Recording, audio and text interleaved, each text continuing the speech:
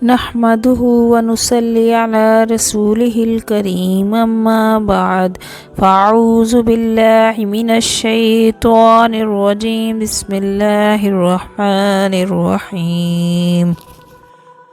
السلام علیکم محترم ناظرین، امید کرتی ہوں کہ آپ سب خیریت سے ہوں گے۔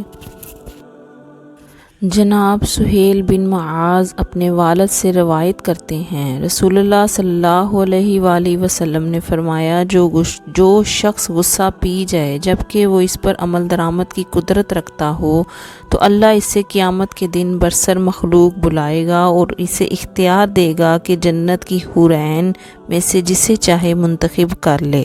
سیدنا ابو امامہ رضی اللہ عنہ بیان کرتے ہیں، رسول اللہ صلی اللہ علیہ وآلہ وسلم نے فرمایا، میں ذمہ دار ہوں ایک محل کا جنت کی ایک جانب میں، اس شخص کے لیے جو جھگڑا چھوڑ دے اگرچہ حق پر ہو، اور ایک محل کا جنت کے درمیان میں اس شخص کے لیے جو جھوٹ چھوڑ دے اگرچہ مزاح ہی میں ہو، اور جنت کی اعلیٰ منازل میں ایک محل کا اس شخص کے لیے جو اپنے اخلاق کو عمدہ بنا لے۔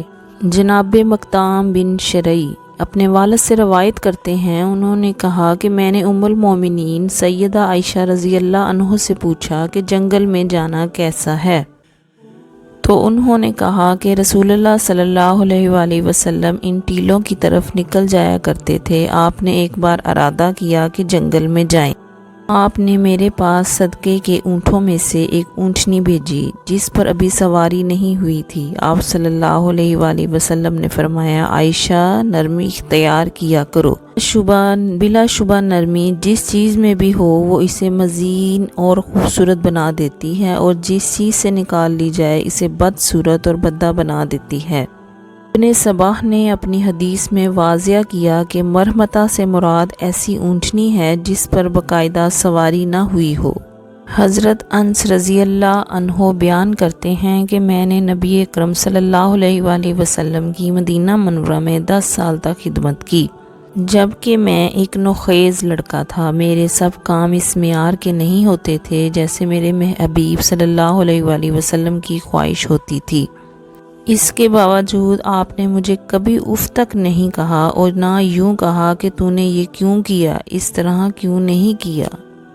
حضرت عبداللہ بن مسعود رضی اللہ عنہ سے مروی ہے، رسول اللہ صلی اللہ علیہ وآلہ وسلم نے فرمایا، تم لوگ زبردست پہلوان، بہت زیادہ پچھاڑنے والا کسے کہتے ہو؟ صحابہ نے کہا، جسے لوگ پچھاڑ نہ سکیں۔ آپ نے فرمایا، نہیں، پہلوان وہ ہے جو غصے کی حالت میں اپنے آپ کو قابو میں رکھے۔